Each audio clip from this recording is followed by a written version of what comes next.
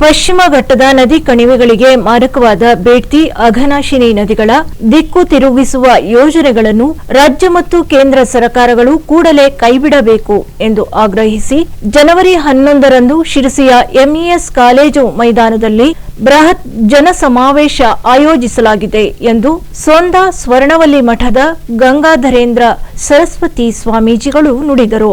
ಜನವರಿ 5ರಂದು ಶಿರಸಿಯ TMS ಸಭಾಂಗಣದಲ್ಲಿ ಮಾಧ್ಯಮ ಗೋಷ್ಠಿ ಆಯೋಜಿಸಿ ಮಾತನಾಡಿದ ಅವರು, ನದಿ ಜೋಡಣೆಗಳ ವಿರುದ್ಧ ಸಾಕಷ್ಟು ಹೋರಾಟಗಳು ನಡೆಯುತ್ತಿದ್ದರೂ ಸಹ ಸರ್ಕಾರ ಯೋಜನೆಗಳನ್ನು ಅನುಷ್ಠಾನಕ್ಕೆ ತರಲು ಮುಂದಾಗಿದೆ.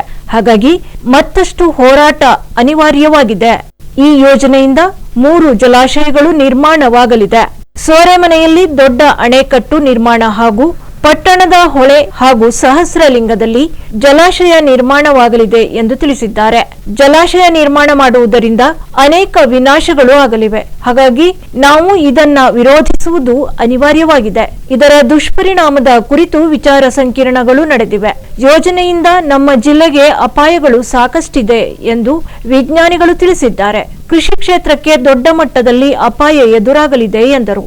ಜನವರಿ 11ರ ಕಾರ್ಯಕ್ರಮದ ನಂತರ ಮುಂದಿನ ಹೋರಾಟಗಳು ರೂಪುಗೊಳ್ಳಲಿವೆ. ಜನಾಂದೋಲನದ ಪ್ರಮುಖ ಘಟ್ಟ ಜನಸಮಾವೇಶ. ಮುಂದೆ ನ್ಯಾಯಾಂಗ ಹೋರಾಟ ನಡೆಸಲಿದ್ದೇವೆ. ಹಿಂದೆ ಯಾವ ಯೋಜನೆ ಬಂದರೂ ಇಷ್ಟು ಆತಂಕವನ್ನು ಉಂಟು ಮಾಡಿರಲಿಲ್ಲ. ಆದರೆ ಇದೀಗ ಬಂದ ಯೋಜನೆಗಳು ಸಾಕಷ್ಟು ಆತಂಕವನ್ನುಂಟು ಮಾಡಿವೆ. ಪ್ರಜೆಗಳಿಂದ ಒತ್ತಡ ಹೋದರೆ ಜನಪ್ರತಿನಿಧಿಗಳು ಗಟ್ಟಿ ನಿರ್ಧಾರಕ್ಕೆ ಬರುತ್ತಾರೆ.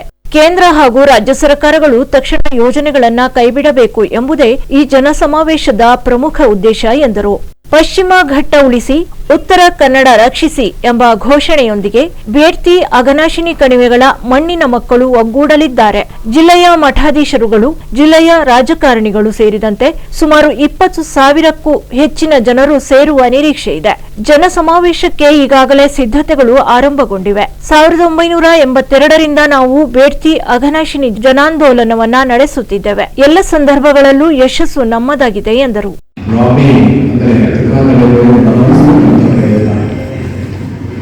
ಇವೆರಡೂ ಕೂಡ ಮಟ್ಟಿಗೆ ಮುಂದಿನ ಜನಾಂದೋಲನ ಕಾನೂನು ಹೋರಾಟ ಜನಾಂದೋಲನದ ಪ್ರಮುಖ ಘಟ್ಟ ಈ 11ರ ಜನಸಮಾವೇಶ. ಅಂದರೆ ಮುಂದೆ ಒಂದು ಭಾಗವನ್ನು ಒಂದಷ್ಟು ಜನಾಂದೋಲನ ಬರಬಹುದು. ಅದು ಏನೇ ಗೊತ್ತಿಲ್ಲ. ನ್ಯಾಯ ಹೋರಾಟ ಕೂಡ ಅದೊಂದು ಅವಶ್ಯಕತೆ ಖಂಡಿತ ಭಾರತದಲ್ಲಿ ನಾವು ಸಿದ್ಧತೆ ಮಾಡ್ತಾ ಇದ್ದೀವಿ. ಮುಖ್ಯವಾಗಿ ಈ 11ರ ಸಮಾವೇಶಕ್ಕೆ ಹೆಚ್ಚು ವ್ಯಾಪ್ತಿಯನ್ನು ಹೊರಗಿಲ್ಲ. ಯಾಕಂದರೆ ಹಿಂದೆ ಯಾವುದೇ ಯೋಜನೆ ಬಂದರೂ ಇಷ್ಟೊಂದು ಆತಂಕವನ್ನು ಮಾಡಿದೆ. ಈ ಯೋಜನೆ ಮಾತ್ರ ಹೆಚ್ಚು ಆತಂಕವನ್ನು ಮಾಡ್ತಾ ಇದೆ.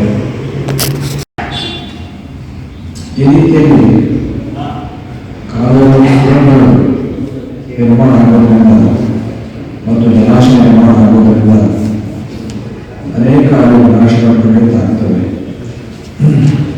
ಇದೇ ರೀತಿಯ ಒಂದು ಯೋಜನೆಗಳು ಅಘನಾಶಯ ಕೂಡ ಬರಲಿಕ್ಕಿದ್ದಾರೆ.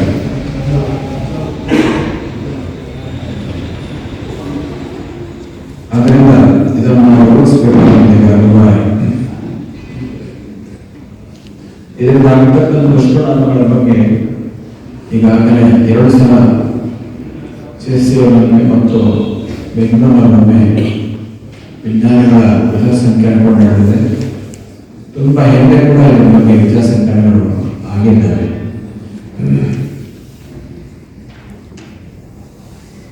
ಈ ಯೋಜನೆ ಜಾರಿಗೆ ಬಂದರೆ ನಮ್ಮ ಜಿಲ್ಲೆ ಏನು ಕೊರತೆಯನ್ನು ಬರುವಂಥ ಅಪಾಯ ಭಾರ ಇದನ್ನು ವಿಜ್ಞಾನಿಗಳು ಹೇಳ್ತಾ ಇದ್ದಾರೆ. ಯಾಕಂದರೆ ಇಲ್ಲಿ ಕನಿಷ್ಠ 20 ಅಥವಾ 30% ಆದರೂ ಸ್ವಾಭಾವಿಕ ಪ್ರವಾಹ ಇದ್ದರೆ ಮಾತ್ರವೇ ಇದನ್ನು ಹೊಂದಲು ಸಾಧ್ಯ. 12 ಕಿಲೋಮೀಟರ್ ಸುರಂಗ, 67 ಕಿಲೋಮೀಟರ್ ಕಾಲುವೆ. ಈ ರೀತಿಯಲ್ಲಿ ಕಾಲುವೆ ಸುರಂಗಗಳು ನಿರ್ಮಾಣ ಆಗೋದ್ರಿಂದ ಮತ್ತು ಜಲಾಶಯ ನಿರ್ಮಾಣ ಆಗೋದ್ರಿಂದ ಅನೇಕ ವಿನಾಶಗಳು ಖಂಡಿತ ಆಗ್ತವೆ.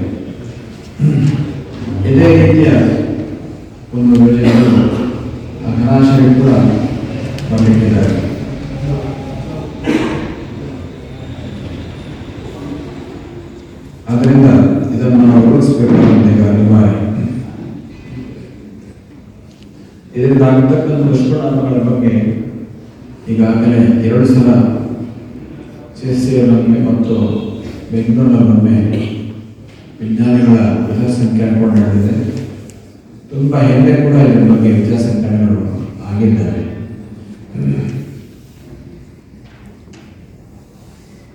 ಈ ಯೋಜನೆ ಜಾರಿಗೆ ಬಂದರೆ ನಮ್ಮ ಜಿಲ್ಲೆ ನೀರಿನ ಕೊರತೆಯಿಂದ ಬರುವಂತಹ ಅಪಾಯ ಭಾಳ ಇದೆ. ಇದನ್ನು ವಿಜ್ಞಾನಿಗಳು ಹೇಳ್ತಾ ಇದ್ದಾರೆ. ಮರಣಗಳು ಆಗ್ತಾ ಇದ್ದು ಕೂಡ ಇದರ ಮಧ್ಯದಲ್ಲಿ ಕೇಂದ್ರ ಸರ್ಕಾರಗಳು ಈ ಯೋಜನೆಯನ್ನು ಜಾರಿಗೆ ತರುವುದಕ್ಕೆ ಇಷ್ಟು ಯೋಜನಾ ವರದಿ ಮಾಡುವುದು ಮುಂದಾಗಿದ್ದಾರೆ.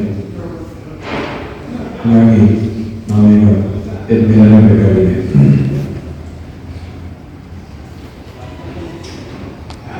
ಈ ಯೋಜನೆ ಅವರ ಹಾಗೆ ನೀರಾವರಿ, ಕುಡಿಯುವ ನೀರು, ಕೈಗಾರಿಕೆಗಳಿಗೆ ಮತ್ತು ನಾಗರಿಕ ಉದ್ಯೋಗಗಳಿಗೆ ಇದಕ್ಕೋಸ್ಕರ ಮಾಡ್ತಾ ಇದ್ದೇವೆ ಅಂತ ಹೇಳ್ತಾರೆ.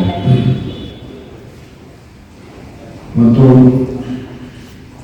ಹಾವೇರಿ, ಗದಗ, ರಾಯಚೂರು ಜಿಲ್ಲೆಗಳಿಗೆ ಇದರ ಪ್ರಯೋಜನ ಅಂತ ಹೇಳ್ತಾ ಇದ್ದಾರೆ.